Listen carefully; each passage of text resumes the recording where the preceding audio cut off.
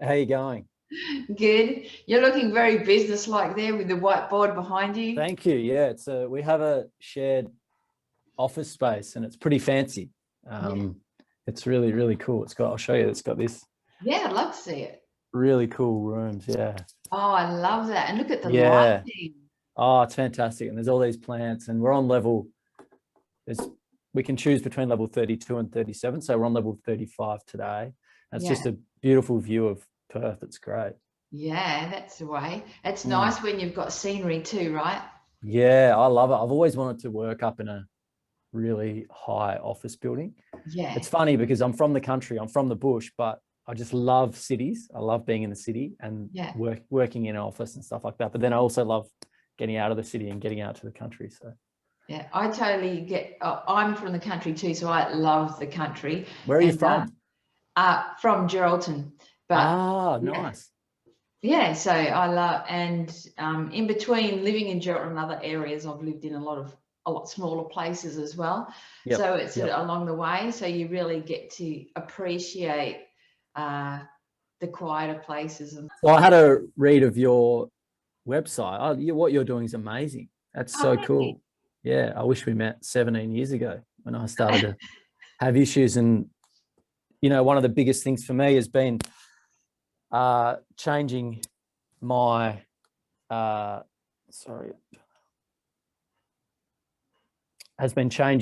own understanding of what it means to be a man. So I used to think that being a man was gritting your teeth and pushing through as much stuff as you can. And I've kind of changed that. I did a post on it a long time ago, and I've changed my opinion of it to now being a man is doing whatever you have to do to be in a good frame of mind for your family and your friends. Yes. So, yeah. I feel like a lot of what you do is that. Yeah. Yeah, I think it has a lot to do with self-compassion, right, as well.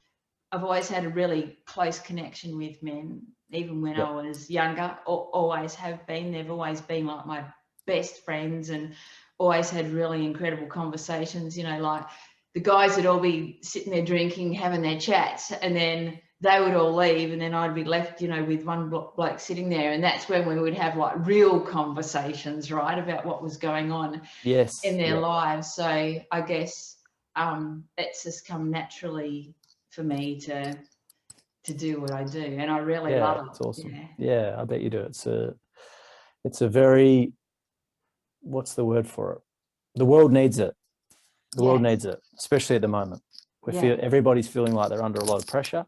Yes. And anything that we can do to take that pressure off people somehow is a worthy cause at the moment. Yeah, I believe so too. And so like your story, because I know some of your story, but I'll get you to chat about it here because we're recording this. So my story starts back in 1994. I was I grew up in a town called Newdigate, which is around 400 kilometres southeast of Perth. Yeah. So the best way to explain it is that it is around halfway between Perth and Esperance. Yes. So the southwest of Australia kind of dips down, and then there's that corner, I guess you could call it that corner down near, is it Margaret River and Augusta and all, I think that's down on the corner. Yes. And then it hooks around, and Esperance is obviously 300 or 400 kilometres further east. So halfway between Perth and Esperance is a farming community, a wheat and sheep farming community called Newdigate, which is in the Shire of Lake Grace, which is, I ended up moving to Lake Grace at the age of 9, but I grew up there. And my journey with anxiety started at the 1994 Newdigate Primary School Athletics Carnival. And I was in line with all the other kids my age, waiting to run the 50-metre sprint race. And as we got closer to our group being called up, our age group, I started to feel sick. And I was 7, so I didn't know what it was. And as we got closer and closer, it just started to overwhelm me. And we were next in line to go up, and I got up and I ran off to the bathroom. I couldn't handle it. And I went to the bathroom and just started vomiting over and over and over and over until there was basically nothing left. That yellow stomach bile. Yes. That's all that was coming out. Yeah. And, it's quite painful vomiting that hard. Your head, It is. kind of the stress in your head, and your eyes start watering and they're red and bloodshot. Yes. And then I was in there for a few minutes and then I couldn't vomit anymore because there was nothing left. Yeah. And I got up, went to the sink and was washing my mouth out. And then I realized that the race would now have been run and I wouldn't have to do it. And I just felt so relieved. Yeah. I just felt this wave of relief wash over me. Yeah. Almost similar to, we'll get to it later, but taking a muscle relaxant, Valium, temazepam, diazepam, those things, how they would make me feel when I had anxiety. Just, just take this weight off. And it was very short-lived because I walked out of that toilet block a couple of minutes later feeling really good because the race would have been over and I didn't have to worry about it. And my teacher was standing there and I looked straight past, I didn't even look at her, I just looked straight over her shoulder. I could see that they were waiting for me. Oh. And it just came back, it just flooded me, and just this anxiety, just performance anxiety just gripped me. Yeah. And she said, "What's wrong?" And I didn't know it at the time, but my answer to this question would kind of dictate my mindset. Yeah. And start this trend of dealing with this on my own and not telling everyone, because I said nothing. I said nothing's wrong. I just need to go to the toilet. Well, when you're that young, you don't know.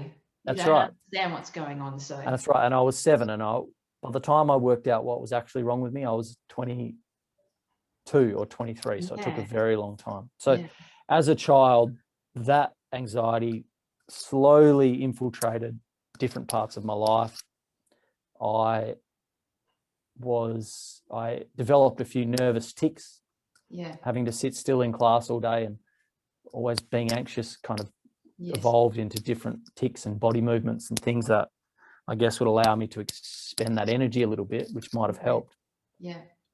And by the time I was 17 in my final year of school, I'd been vomiting before big life events, so exams, games of sport, for about 2 years. Yes. I think 2 years. But then when year 12 came, I had a breakup with a girl.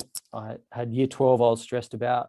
I got drafted into the AFL football system. It was all too much, too much. And if we look at instances which typically give us anxiety, they are things that are either too much, too soon, or too fast. Yeah. So those 3 things. And for me, it was all too much, too soon, and too fast. It was just, I couldn't handle it. Yeah. It's my way of dealing with it. I was quite a deep thinker. Yeah. Something, I'm not sure if it's your thing, but it's like clicking lots. Oh, really? Is it that? Or unless there's something on the table. Is that better now? Or is it still clicking? Yeah, that's good. So by the time I was year 12, it was all too much. And I started to, my way of dealing with things was to think about it. Yeah. It was I was a deep thinker, always was, always have been, always will be. Yeah. So it was to think about it and to try to solve it by thinking about it. I was a natural warrior. My grandmother used to say to my mother when I was 3 or 4, "You've got to keep an eye on Mitch because he's a warrior. Yeah. He worries about things." So I was always that way inclined, but I could kind of handle it to that point. The vomiting wasn't a huge issue. It was just before events. Yeah. But then slowly throughout year 12, I started to struggle. Yeah. Struggle to sleep, struggle to go to school, and then started to withdraw. So stopped answering my phone, replying to texts from friends, stopped doing sporting events, pulled out of football, pulled out of cross country. And I started to withdraw and spend a lot of time in my room on my own. Yeah. And then when I got thrust into the AFL, it just was too much. It was too much. And something that's a big jump, right? Yes.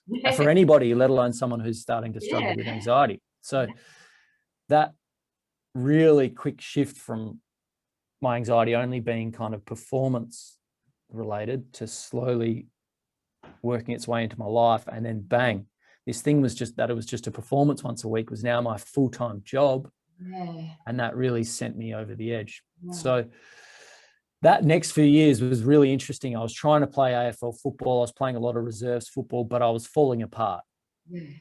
My relationships, which is what life's all about at the end of the day, is your relationships with family and friends and community. They were just deteriorating at a rapid pace. And I knew there was something wrong with me. This was the funny part about it. And I would constantly go to my football club doctor and ask to do blood tests. to find out what was wrong. I thought I had dengue fever Yeah. or malaria or chronic fatigue.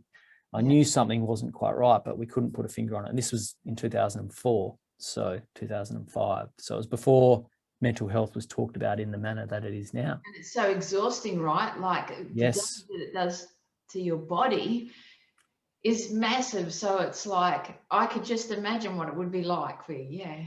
Well, what happens is when we get anxious, we're effectively turning on the fight or flight system. Yes. Now that system takes all the energy and resources and blood and oxygen from our internal organs Yes.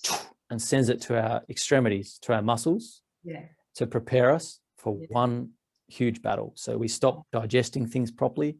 The oxygen levels in our blood change. Everything gears up for this big battle, this big fight, or this big effort at running away from a predator. Because this system was designed a long, long time ago. Yeah. And when we don't do that and we stay in that state, we're just burning energy. Yeah. We're just burning energy constantly. And so when you go to do something that requires energy, you don't have the energy you would normally have. That's right. Because how we perform in life is we perform and then we rest. Yeah. Sleep, perform, rest. It's this constant like this. So I knew there was something wrong. And each time the blood test would come back as negative, I would just get upset. And this went on for years and years. I was trying to play football. I was doing my best, but really, really struggling. Yeah. And then one day I had a poor me moment.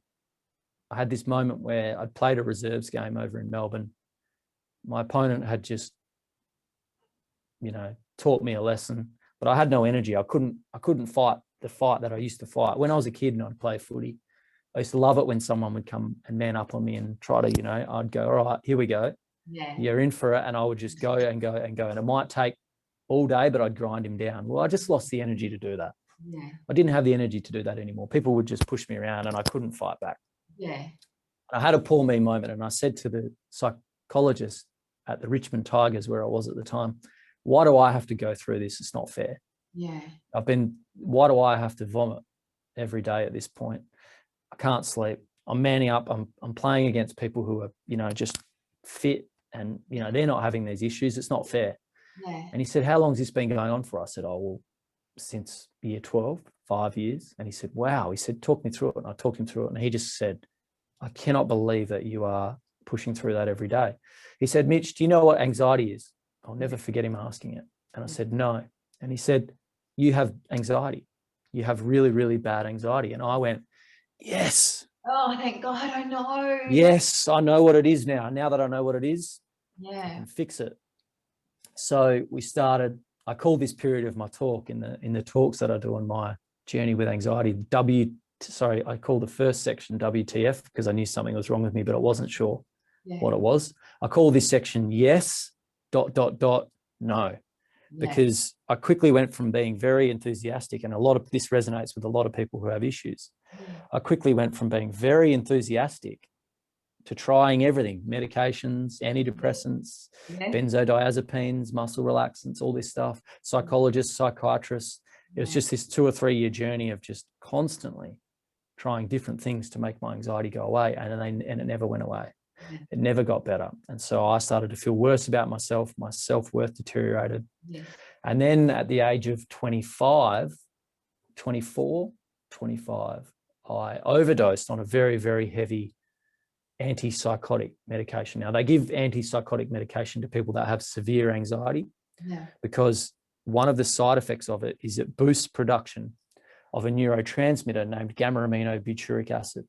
Now, they that call that neurotransmitter our mind's self-regulating psychologist. It calms us down. When this chemical is released, it is a suppressant. So it stops other neurotransmitters, adrenaline and cortisol and things like that, from being overproduced, and it naturally calms us down. So they give it to people who have severe anxiety.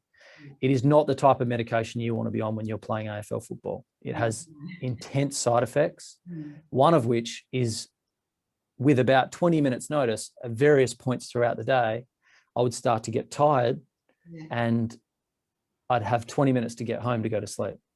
So it wouldn't matter what I'm doing. So if it was happening right now during this conversation, I'd have 20 minutes to get from where I am to somewhere where I could sleep. And then I would fall asleep for 3 or 4 hours. I couldn't control it. And I was trying to play AFL football. So I was training And then I'd feel it. I'd quickly run. I'd wave at the fitness guy, Yeah. and the fitness guy and the coach were fantastic, I should add. And off I'd go. And luckily I lived in Richmond where I was training, straight home, into bed, asleep, out cold. Yeah. And it was infuriating. It was killing me. I was trying to live my dream of playing AFL footy, and this is what I was going through. Yeah. So I decided one day to take more medication, took too much, overdosed, woke up, horrendous experience, went to ED, saw the nurse, told them I'm never, ever taking another drug for anxiety again. Yeah. They warned me against it because it's such a heavy medication. It takes, time to come off. Yes. It had taken me time to get up to that dose, build up to it. I told them I wasn't going to ever take a medication for my anxiety again, and I never did. Yeah. So I went home, I lied naked on my bathroom tiles for 24, 36 hours. I didn't move. Yeah. So I think it was for one day, so one night Yeah. on my bathroom tiles. I got up the next day, went to a GP. He gave me a huge amount of muscle relaxants because I was flying out to go on a preseason training camp. Yeah. And I just had to take these Yeah. muscle relaxants like they were Tic Tacs to Yeah. get through the physical withdrawals of that drug. Yes. But I'd promised myself I was never going to take another drug for anxiety. But I'd been through the psychologist system. I'd been through that system and that hadn't worked. So I tried a few different online courses and seminars and things like that. I think there's one called the Linden Method. Can't remember the exact name of it, but it was very expensive and I personally didn't get a lot out of it. Yeah. I did a few different things and then I just gave up. Yeah. I gave up. I thought, well, I can't fix it. This is it. I've got to live with it. Yeah. It was interesting. I was in the newspaper a couple of months ago with what I'm doing with Mr. Anxiety. And I was looking up the last time that I was in the newspaper, which was 8-9 years ago. Yeah. And one of the first lines they wrote in that article was that I was admitting that this issue of anxiety is going to be with me for the rest of my life. Yeah. I'd given up. Yeah. I'd given up. And when you give up and you're in that much pain, you see your body as a human being, we can't live in that type of pain. Yeah. We find a way to numb it. Yeah. We just can't do it. We're not built to endure pain like that day in, day out. So naturally, like anybody in that situation, I started numbing it. Yeah. 6 beers turned into 12, turned into abusing Valium and those type, temazepam.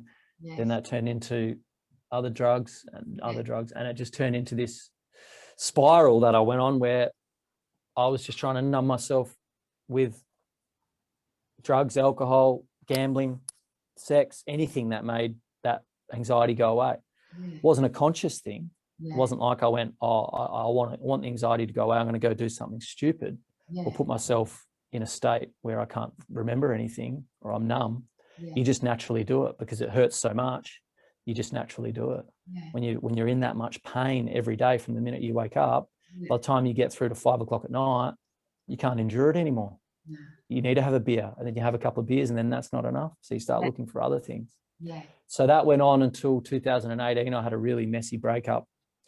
And for the first time in my life, when that breakup occurred, instead of getting angry at myself and chipping away at my self-worth, I just make sure that's not clicking. I decided that I was going to get angry at my anxiety. I decided to start blaming my anxiety for what had done to my life. And that's the best thing that I ever did, because that started this whole project that this mission that I've been on for 2.5 years, where I've just been trying to understand what anxiety is and what it is happening in my body. And once I actually started to understand that and understand how our mind and our body work together, I started to see opportunities to improve the way that I deal with it. And I started doing that, started feeling better, started to get on top of it, started to live a normal life again. And I think that's the aim for anybody that has chronic mental health issues, is just to live a normal life again. I can remember 2.5 years ago, that's all I wanted, just to be able to walk down the street and not worry what people thought, to be able to answer my phone when someone rang. That's all I wanted. These things that I couldn't do, to be able to sit on the train and open my eyes. Couldn't do those things. So I started to be able to do those things again and went, wow, I can't believe I've been living my life like that. It was really sad. But I think naturally when anyone goes through that, they want to help other people who are in the same position. Absolutely. So then here I am trying to do that. And that's kind of led me to where I am today. So running seminars and an Instagram page and stuff like that, where I share what I've learned and how I deal with anxiety. Yeah, that's awesome. And with that process, like, what were some of the things that you were telling yourself, you know, as you were starting to transform, like how, you know, like now when you're sitting on the train, say, or whatever, you know, like what were those first steps that you would be saying to yourself? Because obviously, you know, when you're like in deep anxiety, right, it's manic. It feels very, very manic and terrifying. And so, and your thoughts are just like going a million miles an hour of panic. And then, you know, when you actually get to slow yourself down, what are some of the things that you actually noticed that you were saying to yourself that kind of helped you through? Well, the biggest thing that I've learned, the most important thing that I've learned throughout the entire process and the journey that I've been on in the last 2.5 years is that the thoughts, the anxious thoughts, Yes, they're not the issue. yeah, yeah, They're the symptom. So yeah. the real issue Yes. is not being able to sit with uncomfortable feelings. Yes. So what happens is we have a subconscious mind and a conscious mind. Yes. Our subconscious mind is doing everything that you don't consciously have to think about. So digestion, breathing, heart rate, Yeah. you know, all this stuff. It's constantly taking all this information Yes. to make sure that we stay in homeostasis. So in a state where we're kind of saving energy so that we can stay alive long enough. And the thing is that our conscious mind basically only deals with what we're paying attention to. Yes. You know, and us talking to each other helps us to not crash our cars and a few things like that. Mhm. So it's nowhere near as powerful as this part of our brain that controls everything without us knowing about it. Mhm. That part of our brain's job, and this is the definition of it, is to ensure that we react to situations the way that we're programmed. Yeah. So what happens with our anxiety is something happens which is too much, too fast, or too soon, Yeah. and we aren't programmed for it. Yeah. We aren't ready for it. No. We're not ready for that. And that can just be life, by the way, because comparing yourself to other people and not feeling like you're living a good life, that can be too much. Yeah. Yes. That realization can be too much for people. So what happens is once something like that happens, we react to it. Yeah. We react to that thing. Yes. Now, that reaction is what causes our issues, Yes. not the actual thing. Yeah. So we're scared of that reaction. It's uncomfortable. And then what happens is we start to worry about the situation and what that reaction is. Yeah. And then what happens is because that part of our brain's already, the automatic part has already prepared us for that event. Yeah. When we go and worry about it any more than the amount that it's already prepared us, Yes. we tell this part of our brain, the automatic part, hey, buddy, you were actually wrong. Yeah. This public speaking engagement that I'm doing that you've prepared me for and I'm feeling a little bit nervous. Yeah. Well, that little bit of nerves, that's not enough. Yeah. You're wrong. Yeah. I'm worrying about it because Yeah. the only way that that part of our brain communicates, the conscious part, is through what we pay attention to. Yeah. Yeah. So what we pay attention to tells the automatic part of our brain what's important. Yes. So when we start worrying with all of our attention on this event, Yeah. guess what happens? That part of our brain, which has already prepared us for it, goes, all right, I'm listening. You're talking to me with your attention. I'm listening. Yes. I'm gonna give you a bit more energy. Yeah. Here's some more butterflies. Here's some more adrenaline and cortisol. Yeah. Here you go. Because you're worrying about it, you're obviously not prepared. So the Yeah. thing is, this whole system isn't designed for that public speaking Yeah. situation. It's not designed for worrying about what people think of us on the train. Yeah. That system is designed so that you can run away from a lion. Yeah. But we're turning this system on because the way we live now is so different to how we evolved. So what happens is then we get some more nervous energy. So then guess what? We worry even more about it because Yeah. now we're starting to worry about how we're going to go now that we're this nervous. Yes. So then that part of our brain recalibrates again. Yes. More nerves, more cortisol, more adrenaline. And that now you have an anxious cycle that is very, very hard to break. And the thing is, we're taught to break it consciously, Yes. to consciously work our way through it. But here's the catch. Yes. That system, right, has been turned on and now we are in fight or flight. We are well and truly in it. The rational thinking part of our brain is offline. Yeah. It's gone. Because Yeah. when you're ready to run away from a tiger, you don't need to think about that. You just need to run, or you need to fight. Yeah. Now, when we are in severe danger like that and that system is turned on, the body's role is to fight, to run. The mind's role is to get us out of that situation. Yeah. So its role is to find problems Yeah. and ways out of that situation. So Yeah. when we're publicly speaking and we're in fight or flight and we're feeling very anxious, consciously working through that is very, very difficult, because when you shut down one thought, another one will pop up. Yes. And the reason is, if you were in the middle of the jungle and you looked over here and you knew there was a tiger, Yeah. and it wasn't over there, do you want it to stop looking? No, you want it to keep looking until it finds it. Yeah. So it's in survival mode. So when you're doing that public speaking, you're just going to keep finding issues. You're going to keep feeling anxious because that system's turned on. And years ago, you would have wanted it to do that. It's the reason that we're sitting here now. Yeah. So what it's about, dealing with anxiety, this is what I've learned. And I've gone in 7 talks, 6 or 7 talks, I've gone from not being able to publicly speak. Yeah. So this is with this system. Yeah. Not being able to publicly speak to, and I'm not by any means a world-class public speaker, but I've gone in 7 talks. Yeah. From not being able to publicly speak. My last public speaking engagement before these talks that I was doing, I was vomiting in the toilets when they called my name out to talk. And I absolutely bombed. Yeah. To, in 7 sessions, I would say that now I could be classed as a professional speaker. Awesome. I love it. I'm not, but I've got a long way to go, and there's, nuances and things that I need to learn. Yeah. But I would say that I can get up in front of any group of people.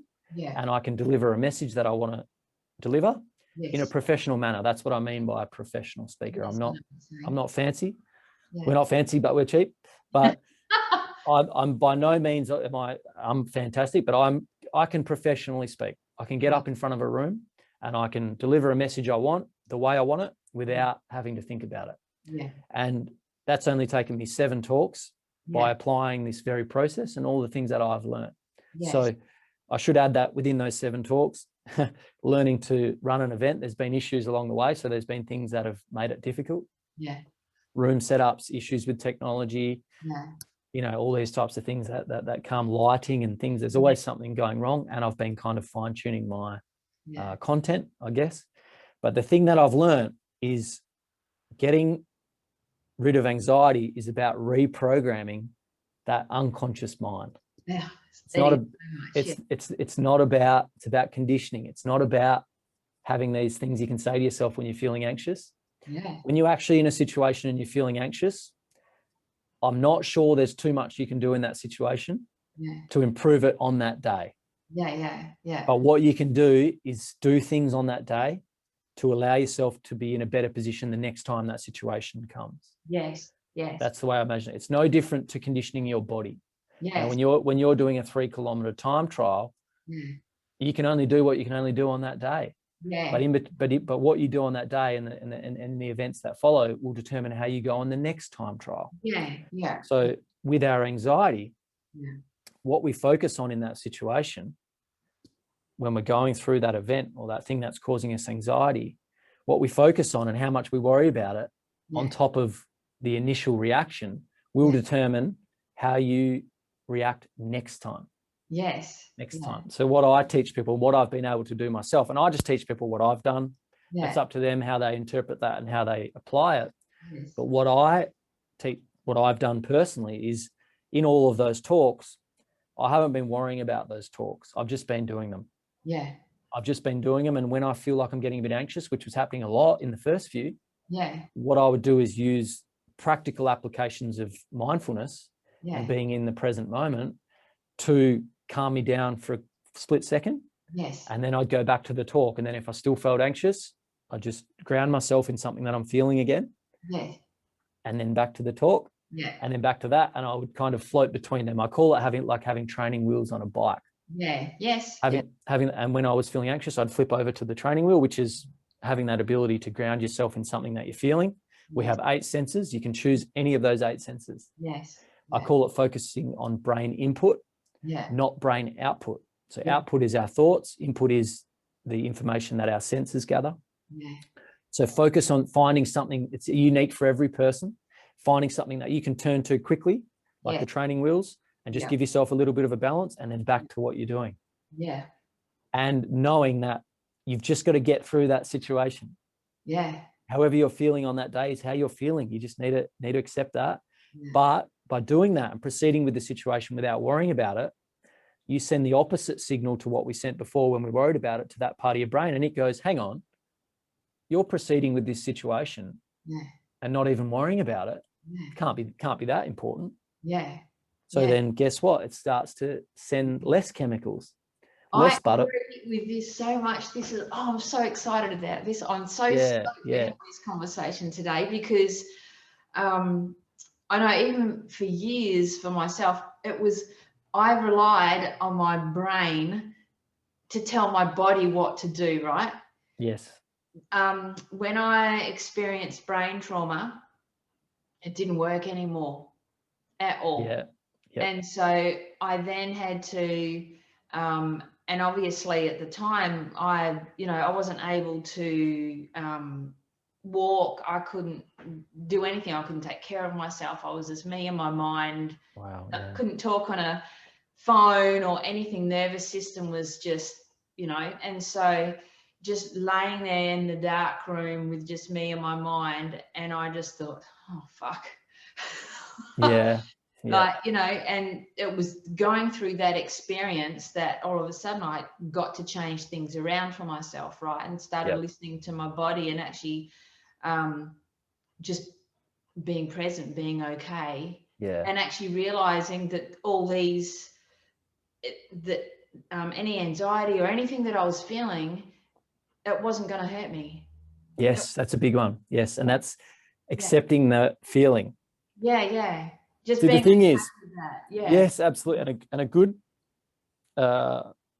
experiment, what's the word for it? A good example for people to kind of test and learn to sit with feelings is road rage, right? Yes. Because what happens is when someone pulls out in front of us, or we have to slam the brakes on, or someone does something we don't like on the road, we have this automatic reaction because of our conditioning that's rude or that's dangerous. And we get that flood of, and then we actually aren't even angry at them. We're angry at that. Yeah. We have to, but what happens is, what I've learned to do is I wait for that feeling and I pay attention to that. And my recovery from anxiety has been about learning to accept those feelings, good and bad. Yeah. Accept them and learn that I can't do anything about them other than accepting them. And then by doing that, next time it gets better. Yes. You see, the thing is, we have this, well, if you look at the way that we live in modern day society, there's all these people out there offering advice and wanting to monetize their advice and the information they tell people. How profitable is it for someone to say, you actually can't do much about your anxiety right now, but if you just go and do and stop thinking, then it'll get better. That's not a very profitable business model. No. I tell you what's profitable. Here's an 8-week program. Yeah. This is what you need to think, and keep rethinking this, and thoughts become things and all this stuff. Yeah. It's not a really great way to make money, just telling people to go out there and do it and not worry about it. Yeah. So we're and getting not only into that, people won't even be able to piece it together anyway, right? They just won't understand it. It's really, self-acceptance is such a huge thing, right?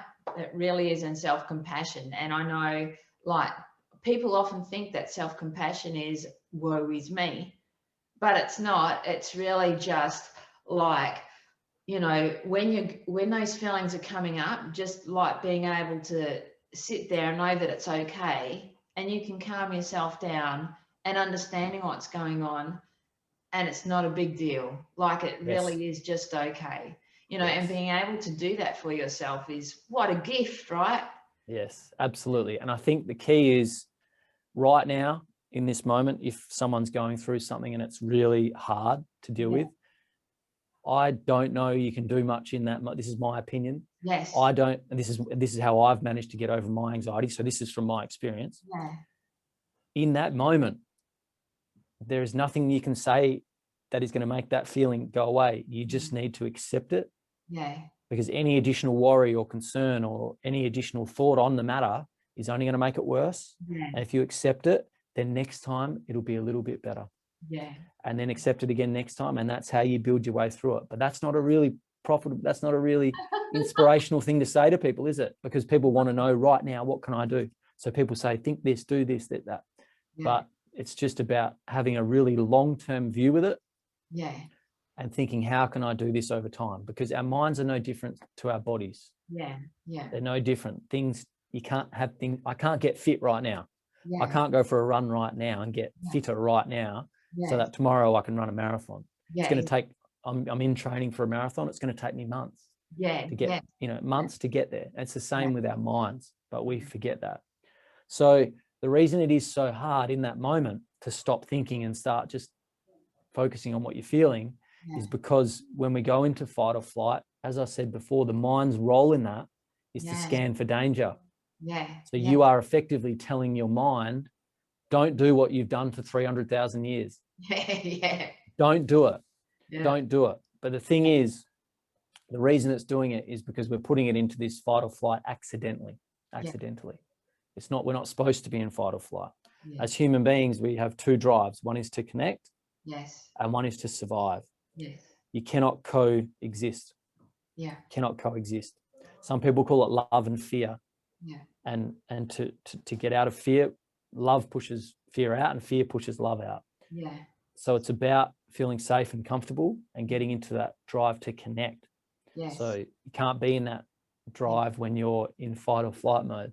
Yeah. So it's about finding ways to calm down.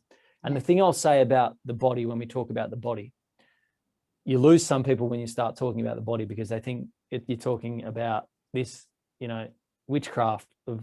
I know. I know. But here's the thing. It's like super woo-woo when they just. That's right. But here is the thing. The body is the way that the subconscious mind, this is the most important statement anybody with anxiety can ever hear. Here it is, in my opinion. The body is the way that the subconscious mind communicates with the conscious mind. Yeah. The way that your automatic brain, which stores all of your memories and experiences and is trying to warn you and is trying to help you, it communicates through your body, through hormones and chemicals. Yes. So your body is your mind. Yes. Your automatic mind, which is way more powerful than your conscious mind. Yes. And the thing is, we live now through our conscious mind. Oh, we do, yes. This is a new thing. We wouldn't, if this conscious mind took over and we lived like this a long, long time ago, I'm not sure where we would be. Yeah. Because we didn't used to live like that. That conscious part of our brain is really just around for survival. Yes. And to solve problems. It's the reason that we're humans and monkeys are monkeys. Because of that conscious part of our brain. That conscious part of our brain has never been about being fulfilled and happy. That comes from feelings and connection, which comes from our body. We feel the present moment. We experience the present moment through feelings and sensations. That is all automatic stuff that happens as part of our body. You don't consciously fall in love with someone. That happens automatically. That's why gratitude feels so good, right? And gratitude, especially when it comes to anxiety as well, gratitude's just a really nice place to be in that moment, right? Yeah. But you need to feel safe. Absolutely. You need to feel comfortable to be able to be grateful for where you are. And a lot of people that have anxiety struggle. I know, like, I couldn't write a gratitude journal when I was highly anxious. Oh, God, no. I was just constantly fearful. I couldn't even sit down to write it. So different strokes for different folks. People that are going through depression, I don't know too much about it, but I imagine that is more pertinent for what they're going through. I just know people with anxiety, it's all about reprogramming that subconscious mind so that we react different ways next time. Yes. So that we slowly start to feel better about certain situations, and then that reaction gets less, and then we feel comfortable. So a couple of years ago, I couldn't walk down the street without this intense fear of what people were thinking of me. Now I can walk down the street fine. That's not a conscious thing. I'm not saying, oh, I don't care what he thinks or she thinks. I'm walking down the street. I'm going to be okay. It's not a conscious thing. I've been able to reprogram the subconscious. And now my reaction is different. And therefore, because there is no pain in that reaction, Yeah. my conscious mind doesn't start worrying about things. Yeah. Yeah. So we need to deal with the reprogramming of our reaction to things. And then once we start doing that, Yeah. the conscious stuff just takes care of itself. Yes, it's so true. I know for myself especially, I've had depression and anxiety. I know, what it's like, and it's just, and yeah, the biggest lessons for me was really listening to my body, like majorly. That was like something that, yeah, as I said before, I had to stop pushing through my mind, just telling me, just like, get your shit together, Mandy, rah, rah, rah, but they're all things that I would never say to someone else, right? I would never say that, but you Absolutely. be crueler to yourself, right? And we're so critical of ourselves. Expect much more of yourself, right? So, yeah, but really just being a lot more gentle with myself and being able to sit with myself and just feel it. And then, having those tools so that I could, I guess, prepare myself when I was in a situation that, I was worried that I could just, lose the plot. In my mind, that's how I felt. You know what I mean? Like I just felt like because I know when I had it, I actually felt like I had lost control totally. And that's what was the scary part of it, because I really didn't know what was going on. I was diagnosed with triple PD. So, basically you probably know what triple PD is. And so basically, you're every day you wake up back in trauma, whatever the event was that caused it. And so, and then obviously you have vertigo and the dizziness and everything that goes with it. So like for me, it was like, okay, I need to let go of all my expectations of just being able to force my way through it and tell myself, don't worry about it anymore. You've got this, affirmations and stuff. I've never really been a big fan of affirmations anyway, but yeah, just be able to sit with myself. And I, on my phone, even now, I have like so many tools that are all to do with the body. Yep. On my phone. And anytime it doesn't, I don't have as many issues with it now, but I still keep it on there. And there are times when I can feel it and I just use those tools because it's right. It gets to, sometimes you feel overwhelmed where you actually just can't, you feel like you can't think of how to even implement those tools. So that's why I have them on my phone. That's great. I just put my headphones in, like that. And then I just go, that's right. Yeah. And it makes you feel safe. Yeah, that's it. And so, being able to feel safe is it's so huge. Absolutely. The way that I explain it I was explaining it to my partner the other day. I said, remember when you were a child and you're in a shopping center and there's a scary person walking and you quickly grab your parent by the hand and walk a bit closer and it makes you feel safe. Yes. Well, for people who get anxiety and struggle in life, when we feel that anxiety come on, we don't have anything to grab. Yeah. That's what happens. And we don't, and we feel so unsafe. Yes. We feel like we just have no control and we feel like we have nothing to turn to. Yes. And it's this constant worry. So what I explained to her was by learning how to find these techniques that we can kind of like just calm our bodies down again. Yeah. Turn to our bodies instead of letting these thoughts just run off. Turn to something that we're feeling. Yes. Which is actually just getting into the present moment, because the way that we experience the present moment, as I spoke about before, is through feelings and sensations. Yes. The past and the future are experienced through thought, but here and now, right now, is experienced through sensations and feelings. Yes. And having something that we can turn to, that we can feel or sense because it's so visceral, can be like grabbing our parent's hand. Yes. It allows us something when things are too much, we can grab and just hold on, just that little bit. And then that's what I say to people is this reprogramming is done gradually by doing that. Yeah. So we're imagine that situation in the shopping mall is getting comfortable with that person who's scary. We'll be grabbing your parent's hand and then maybe letting go, and then you see him again and you grab it again. Yeah. And you do that for the 4 trips to the shopping center, and on the 5th trip you realize maybe he or she isn't a scary person. Yeah. And you feel comfortable. That's exactly the system that I've applied to my anxiety.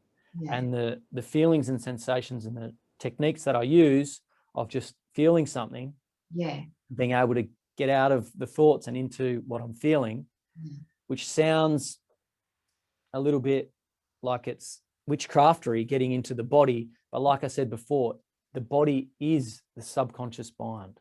The way we're programming it, the way it's trying to communicate is through that. So by focusing our attention on what we're feeling, we're actually telling the subconscious mind, this thing that I'm doing isn't that scary. I'm okay. Like that, because when we grab our parent's hand, we actually don't think I'm grabbing my parent's hand. We feel safe. We feel that hand, and it makes us feel safe. So by having these tools that we can go to make us feel safe just for a little bit, then we can proceed to go back to what we're doing. And it's about slowly doing that over time. So with my talks, my anxiety starts in my stomach. Like butterflies in my stomach, it churns. So when I started doing the talks, I would feel that. And so I would do a couple of minutes of the talk, and then I would just for a second or two, I would just come back to what I was feeling. Just take me away from the anxiety of the talk. Just feel that a little bit, and then back to the talk. And then back to the anxiety a little bit, just how I'm feeling, and then back to the talk. So that's the technique that I use, and then it's taken time. But keeping in mind, I'm not talking in a meeting at work, which I used to struggle in those settings. My talk has been in front of 50 people who have paid money to come see me talk. So that comes with a different level of anxiety itself. So I've kind of been learning really in the heat of battle. But that is the exact system that I've applied. When I'm doing my talks, having something that I can turn to and ground myself in has in my mind has been like being able to grab my parents' hand when I'm scared. And slowly I've gotten used to it, and now I feel comfortable and I don't have to turn to that. But it's there if I need it. It's there if I need it, it's very empowering too, to know that you can make yourself feel safe, right? Yes, absolutely. And it is, I say to people, that journey that you go on, trying to discover what that feeling is for you and what you can turn to. Because in that moment, you just need to get out of your head. You need to get out of it. And I apologize to everybody out there who has spent a lot of money on university studies working through different ways to cognitively deal with this, but it can't be done. I know we are taught we have to just get out of our mind. We just have to get out of our mind. Get out of the mind. You are in that moment, you cannot trust your rational. This isn't for everybody, by the way. This is just for people who struggle with anxiety. I can't tell you why my conscious mind can't be trusted in that moment. But in that moment, I need to get away from it. And I get away from it and I find something that can make me feel again back into my body. And then that allows me to stop worrying about the event. And then I can reprogram it. So if people say, what's your proof? You know, these things, and I want to say this, make it clear to people. Nobody knows exactly what is going on with mental health issues. These are all theories. It is called a chemical imbalance theory. This system that we have, the medical system, which is designed to help people, which has great intentions. And I have no doubt that it works for a lot of people. Absolutely it does. But it's based on a theory. Based on a theory. And this is my theory from my own life, and it works in my life. So I'm just sharing what works for me. And for medication for some people is great. It's wonderful. But for me, I've never had good results from it. It's neuroplasticity that's really had the biggest impact on me. With brain traumas. So it started like the score was 0 for like no symptoms, up to 100. When they assessed me, I was 98. Wow. And they just said, and I just thought, holy shit, I've got some work ahead of me. Like I was. Wow, you've done an amazing job. the only reason that I got the results that I was from the neuroplasticity, and just Yes. really helping myself to be super, super safe with myself. And yeah, and it took a little bit for me to get it, but I'm so grateful for it. And it's just been the most amazing thing. And so when I saw what you were doing, I was like, oh, this is so exciting. I love his work. I need to, like, you know, get him on a podcast and have a chat to him, because I really want to share that, because I just had a really good feeling about what you were doing. I wasn't sure of the process, but I kind of, from watching your, you know, your videos and stuff like that, it just seemed like something that really resonated with me. And the process that I used as well. And I just thought, well, this is really good. This is what people need to hear, to kind of change the game a little bit. And for, especially if medication's not working for them, or other methods that they've used, and they're, you know, they now get to be empowered with these tools that you're sharing, right? To just go, hey, look, you can make yourself feel safe. It's going to take some work, but just have faith in the process, and have faith in yourself that you're powerful enough to do that for yourself. Yeah, absolutely. And that's the thing that I also reiterate, which is different things work for different people. Yeah. I'm not trying to upset the system. There's a lot of people that the system, I call it the system, and I've been through it, didn't work for me. Yeah. But that system works for a lot of people. Yeah. It works for a lot of people, and that's fantastic. Yeah. But there are a lot of people that slip through the cracks. Yeah. There are a lot of people that stuff doesn't work for. So we need more things, Yes. and more, I guess, opportunities for those people to find other things to be able to try, to be able to see whether that works for them. And I'm just a small, you know, really small little branch on the tree that is all these different things that you can go and do. And one of the things I say to, you know, I still firmly believe that the best thing that you could ever do for any mental health issue is go to an ashram in India or Nepal for 3 months. Yeah. Go and live with the Buddhist monks. Yeah. I still think that would be the best treatment for any mental health issue in the world. Yeah. I'm allowed to have that opinion. Yeah. But I think that would be the best treatment, but we can't do that at the moment because of COVID. Yes. So we have that on one end of the spectrum, and we have, you know, maybe giving people medication on the other. There's heaps of things in between that we need to explore. Yeah. We need to explore. And it's great that we have more and more people popping up, sharing what they've learned, and giving people the options to go and test stuff out. So yeah, you know, we all want a quick fix, right? That's the thing. And I think that's why people get frustrated, and why, you know, maybe you know, some of the tools that we really like and things like that, people go, oh, could it really be that simple? Like, you know, but the thing is that it's simple, but it's got to be consistent, right? Yes, it's simple, but it's hard. Yeah. But most things in life are. If you want to look good, you've got to go to the gym heaps and eat really well. It's simple, but it's hard. You know, if you want to lose weight, you need to exercise more and eat less. That's very, very simple, but it's very, very hard. So my advice from what I've learned in my life is, if people want to stress less, they need to think less and feel more. But it's not that easy, is it? I've just been told that this meeting room's booked at 12. Like I said before, like, I love what you're doing. It's so important, and I wish I had have met you 17 or 18 years ago when I started to struggle, and I thought being a man was just being tough. But being a man now is, in my opinion, is just doing whatever you have to do to be in a good state of mind, so you can enjoy your life with your family, friends, and the communities that you're a part of. So I love that you're helping people to do that. Thank you. Well, maybe we could do another one on that. Absolutely. Yeah, absolutely. Yep. Fantastic. Yep. Awesome. Okay. Well, I'll put some links up for you, and just quickly, how do people get hold of you? Yeah. So I think the best way is probably just to jump onto Instagram at Mr.Anxiety_AUS Oz, or jump on the website www.mranxiety.com.au. And yeah, just jump on, have a look. If you ever want to reach out, send me a message. I answer them all. We do live events in Perth, but we're about to announce a webinar for the East Coast We're looking at doing one of them in America as well. So yeah, we're just trying to share all this info, and hopefully it helps. Yeah, that's fantastic. Awesome. Well, thank you so much for today. It's been awesome. Thank you for having me. It's been great. Okay, big hugs. Thank you. Thanks, Mandy. See you later. Bye. Later. Hey, beautiful man. If you're going through stress, need insight, direction to lighten the load, brother, and support during these challenging times, reach out to me. It's no secret that there are so many men suffering at the moment, amazing men, and they're so keen to get help, but don't know what that looks like.